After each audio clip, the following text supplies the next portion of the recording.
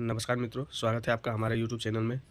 और आज जैसा कि आप लोगों को पता है कि 17वीं बीपीएससी का प्रीलिम्स जो है 30 सितंबर को निर्धारित कर दिया गया है। तो बहुत कम ही टाइम बचा है प्रीलिम्स को लेकर। तो ऐसा टेस्ट सीरीज जो प्रीवियस ईयर में क्वेश्चन पूछे गए हैं बीपीएससी में, उसका पार्ट बाय पार्ट मैं लाऊंगा। जैसे अभी हिस्ट्री के लाए हैं और हिस्ट्री का देखेंगे पूरा, 69 वाला, 68, फिर 67, 66 और 65 ऐसे कर करके। फिर ज्योग्राफी का सेक्शन देखेंगे, पॉलिटी का सेक्शन देखेंगे, जिससे कि हमें पता चले कि आखिर बीपीएससी का अब प्रश्न कैसा पूछा जा रहा है प्रीलिम्स में, अब कैसे तैयारी की जाए। तो चलिए सेशन को लेट नहीं करते और स्टार्ट करते हैं आज का सेशन से हिस्ट्री से। तो हिस्ट्री में जैसा कि हम लोग को दिख रहा है, पहला प्राचीन भारत पढ़ेंगे, उसके बाद मेडिवल देखेंगे, उसके बाद फिर मॉडर्न देखेंगे। तो ये 69th बीपीएससी का प्रश्न है। 69th में पूछा गया था कि अष्टप्रधान जो है मंत्रिपरिषद थी, तो अष्टप्रधान जो है एक मराठा प्रशासन से संबंधित था। अष्टप्रधान से संबंधित प्रश्न पूछे गए हैं, उसमें अष्टप्रधान में था मराठा। उसके बाद अगर हम बात करें मराठा में, देखिए कौन कौन सा होता था।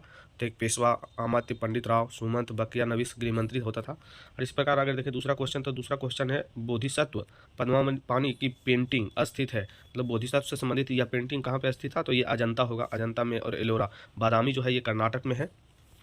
और तीसरी क्वेश्चन की बात करें हम लोग, तीसरी क्वेश्चन देखिए क्या है कि निम्नलिखित कथनों पर विचार कीजिए। फाहियान एक चीनी यात्री था जो हर्ष के शासनकाल के दौरान भारत आया था। तो और दूसरा है कि हुएनसांग एक चीनी बौद्ध भिक्षु थे जिन्होंने चंद्रगुप्त द्वितीय के शासनकाल के दौरान भारत का दौरा किया था।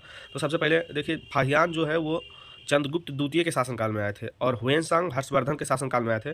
तो यह दोनों जो दिया हुआ है, दोनों एक दूसरे का उल्टा दिया हुआ। ये फाहियान जो होगा, ये फाहियान हो जाएगा चंद्रगुप्त द्वितीय के समय में, और ये हुएनसांग जो है ये हो जाएगा हर्ष के शासनकाल में। तो दोनों कथन जो पूछा, कितने कथन सही हैं, तो दोनों कथन गलत हैं, दोनों कथन गलत हैं। अब अगला देखिए, अगला दिया हुआ है कि सूची एक को सूची 2 से सुमेलित कीजिए। यहाँ फिर 1, 2, 3 करके दिया हुआ है कि सूची 1 को सूची 2 से कैसे सम्मिलित करेंगे। तो देखिए चरक जो है एक चिकित्सक था, चरक एक चिकित्सक था। 1 का 2 हो जाएगा। ब्रह्मगुप्त एक गणितज्ञ था प्राचीन काल में। तो 1 का 2 देखिए, और 1 का 2 और 2 का 1, 1 का 2, 1, ये आ रहा डी नंबर। और सी का 4, मतलब बाहामिहिर जो है ज्योतिष थे। विशाखा दत्त तो नाटककार थे जो मुद्रा राक्षस की रचना किए थे। अगर अब देखें कि नाथपंथियों, सिद्धों और योगियों ने भक्ति धर्म को किस क्षेत्र से लोकप्रिय बनाया था, तो यह तो उत्तर भारत से संबंधित था, ये सामाजिक सुधार आंदोलन जो चला था एक बार। अगर बात करें प्रारंभिक वैदिक काल के दौरान कौन सा शहर प्राचीन मगध साम्राज्य की राजधानी के रूप में कार्य करता है, तो राजगीर बोले या राजगृह बोले, ये चौथा नंबर ऑप्शन से इसका सही होगा। जो कि बाद में एक बार वैशाली गया था, फिर पाटलिपुत्रा लाया गया था। वैशाली कौन ले गया था, आप कमेंट बॉक्स में जरूर बताइएगा। और राजनीति की प्रारंभिक पुस्तक नीतिसार किसके द्वारा लिखी गई है, तो कामंदक। या देखिए राजनीति का प्रारंभिक पुस्तक नीतिसार जो है यह कौटिल्य के अर्थशास्त्र पर ही आधारित है, जो राजनीति से संबंधित है। अनीतिसार है, अनीतिसार का लेखक कामंदक है। इसमें देखिए कुछ बुक दिए हुए हैं कि अर्थशास्त्र के लेखक कौटिल्य हैं, राजतरंगिणी के कलहन, पृथ्वीराज रासो के चंद्रवरदाई, हर्षचरित के बाणभट्ट, मुद्रा राक्षस के विशाखा दत्त और अभिज्ञान संकुतलम के कालिदास हैं, स्वप्नवास दत्त के भास हैं। चीनी स्रोत के अनुसार श्रीलंका के शासक मेघवर्धन ने गया में बौद्ध मंदिर बनाने की अनुमति के लिए निम्नलिखित में से किस गुप्त राजा के पास एक मिशन भेजा था। किस गुप्त राजा के पास एक मिशन भेजा था, तो समुद्रगुप्त के पास, या जो है ना गुप्त सम्राट समुद्रगुप्त के पास बौद्ध मंदिर बनाने के लिए कहाँ, गया में। मेघवर्धन, श्रीलंका का जो है राजा मेघवर्धन भेजा था। अगर आगे देखें भारतीय कला में स्तूप, चैत्य और विहार का निर्माण निम्नलिखित में से किससे संबंधित है, तो यह बौद्ध धर्म से संबंधित है। अब देखें निम्नलिखित में से कौन सा जानवर सिंधु घाटी सभ्यता के लोगों को नहीं पता था, तो सिंधु घाटी सभ्यता के लोगों को घोड़ा नहीं पता। हालांकि कुछ साक्ष्य मिले हैं, लेकिन हर जगह इसका आंसर घोड़ा ही दिया जाता है। अगर मध्यकालीन भारत में देखिए 11वां प्रश्न, निम्नलिखित कथनों पर विचार कीजिए। भारत में बाबर के आगमन के कारण उपमहाद्वीप में बारूद का आगमन हुआ। क्षेत्र की वास्तुकला में मेहराब और गुंबद का परिचय हुआ। प्रदेश में तैमूरिड राजवंश की स्थापना हुई। युद्ध में तोपों की शुरुआत हुई। तो देखिए इसमें क्या है कि अथी के शासनकाल में युद्ध में तोपों की शुरुआत सबसे पहले यही प्रथम पानीपत का युद्ध जो हुआ था उसमें क्या था, बाबर ने। तो ये 4 तो सही है, तो 4 सही ए में दिखा रहा है, तो 3 और 4 ए ही होगा। देखिए अगर 4 आप सिर्फ जानते थे तो उसमें आप ए ऑप्शन मार सकते थे। अगर बात करें फिर अगले प्रश्न की, 12वें प्रश्न, तो निम्नलिखित में से किस बंदरगाह को मुगल काल के दौरान बाबुल मक्का अथवा मक्का का द्वार कहा जाता है, तो यह पूर्व में जो है सूरत बंदरगाह जो था इसको मक्का का द्वार कहा जाता है, क्योंकि मक्का की ओर लेके जाता है, वहाँ से रास्ता है। अगर आगे प्रश्न देखें कि इनमें से किसने भारत में फारसी त्यौहार नैरोज की शुरुआत की थी, तो बलबन। नैरोज पर्व का जो शुरुआत किया था वह बलबन ने किया था। अगर फुतुहात-ए आलमगीरी किसके द्वारा रची गई है या फुतुहात-ए आलमगीरी किसके द्वारा लिखी गई है, तो ईश्वरदास नागर या लिखा गया किसके द्वारा, ईश्वरदास नागर, फुतुहात-ए आलमगीरी। अगर 15वें प्रश्न की बात करें, वुड, ये मॉडर्न हिस्ट्री है 15वां, तो देखें वुड के 1854 के प्रेषण के संबंध में निम्नलिखित कथनों पर विचार कीजिए। जो 1854 में वुड डिस्पैच आया था उसके बारे में बता रहा।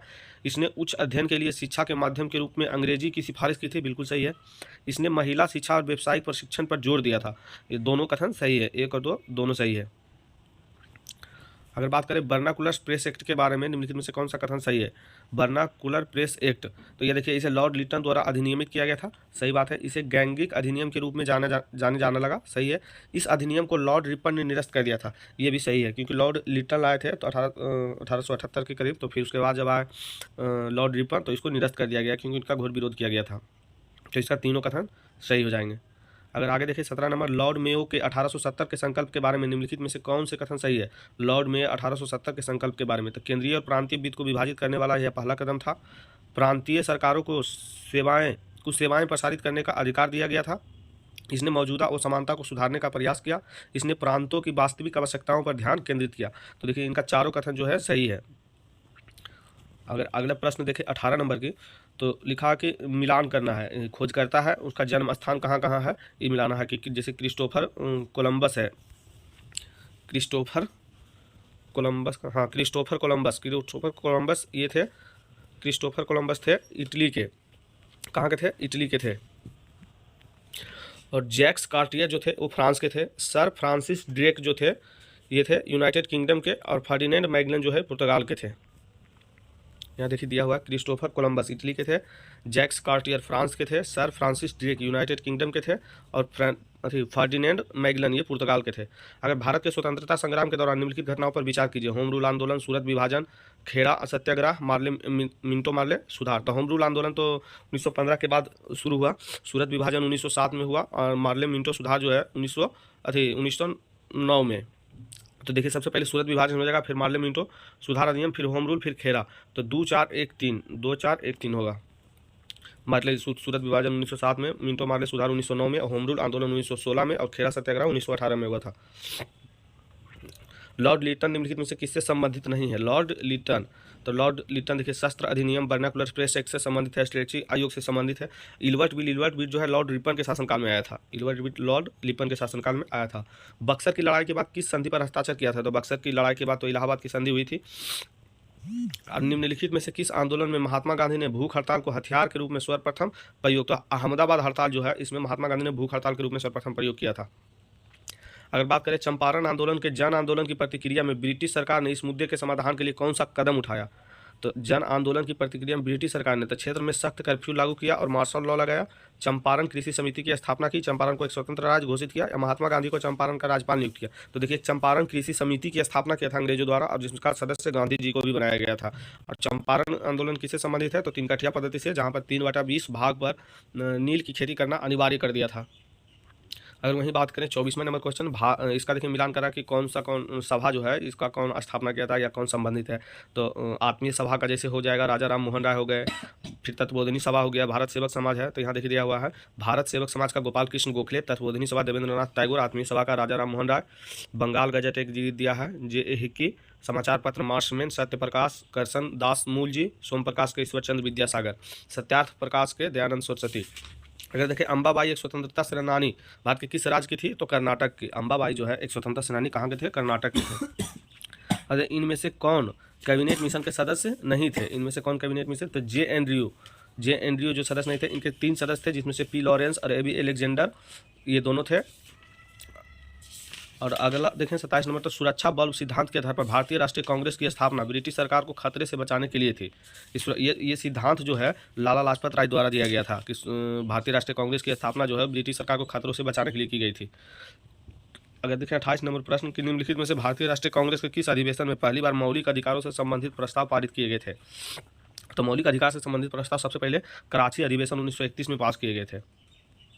कराची अधिवेशन 1931 में पास किए गए थे। अगर 29 नंबर प्रश्न देखें तो अर्थात शांतामर के विद्रोह की विफलता के निम्नलिखित में से कौन से कारण थे? तो अंग्रेजों की सैन्य श्रेष्ठता, विद्रोहियों के पास कोई एकीकृत कार्यक्रम में विचारधारा नहीं थे, समाज के सभी वर्गों में समर्थन का अभाव था। तो देखिए इसका तीनों कथन सही हो जाएगा, उपयुक्त में से सभी कथन सही है। तो 69 बीपीएससी में जो है 29 प्रश्न पूछे गए हैं हिस्ट्री से संबंधित। तो हमने देखा 29 प्रश्न। अब अगला सेक्शन में 68 का हिस्ट्री का प्रश्न देखेंगे।